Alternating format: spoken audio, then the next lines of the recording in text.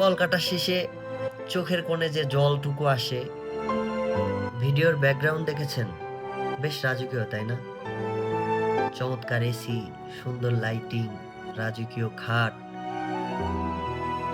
এই ভিডিওটা দেখে দেশে থাকা আমার অনেক বন্ধুরাই হয়তো ভাবছে, শালা বিদেশে গিয়ে কি রাজকীয় লাইফ লিড করতেছে। কিন্তু আসলে কি জানেন? এই রাজকীয় রাজপ্রাসাদটাই আমাদের মতো প্রবাসীদের জন্য এক একটা সোনালী জেলখানা। অনেকেই মনে করে প্রবাস মানেই লাক্সারিয়াস লাইফ, আরাম আয়েশ। হ্যাঁ, হয়তো অনেকের থাকার জায়গাটা সুন্দর, মাস শেষে ভালো একটা অ্যামাউন্টের টাকা পকেটে আসে। কিন্তু এই সুন্দর এসি রুম যখন রাতের বেলায় অন্ধকার হয়ে যায়, তখন যে একাকিত্ব আর শূন্যতা আমাদের গ্রাস করে, তাই চমৎকার এসিটাও আমার ঠান্ডা করতে পারে না। দেশের মানুষ ভাবে আমরা খুব ভালো আছি, অথচ তারা জানে না এই সুন্দর এসি রুমে বসে আমরা কত রাত না ঘুমিয়েই কাটিয়ে দিই, কত রাত ডাল ভাত খেয়েই কাটিয়ে দিই। আবার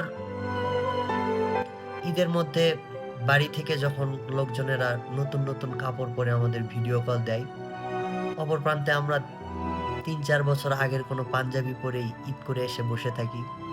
আবার দেখা যায় অনেকেই শার্ট পরে ঈদ করে, কিংবা টি-শার্ট পরে ঈদের নামাজ পড়েই জলদি জলদি কাজে বেরিয়ে পড়ে। এই ভিআইপি রুম সব আছে জানেন, কিন্তু দিন শেষে আপনার মাথায় হাত বুলিয়ে দেওয়ার মতো একজন মা নেই, আপনার পাশে বসে গল্প করার মতো বাবা নেই, আপনার হাতের উপর হাতটা রেখে জড়িয়ে ধরার মতো একজন আপন মানুষ নেই। আমরা প্রবাসীরা আসলে একজন জাদুঘর। নিজেরা কতটা কষ্টে আছি, কতটা একাকিত্বে ভুগছি, তা দেশের মানুষ কাউকেই বুঝতে দেয় না। বাড়ি থেকে ভিডিও কল করে যখন বলে, বাবা কেমন আছিস,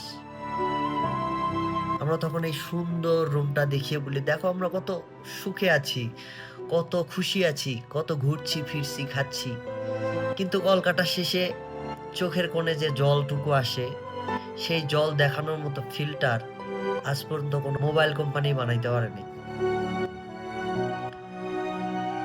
তাই দূর থেকে আমাদের এই চাকচিক্য দেখে আমাদের প্রবাসীদের বিচার করবেন না।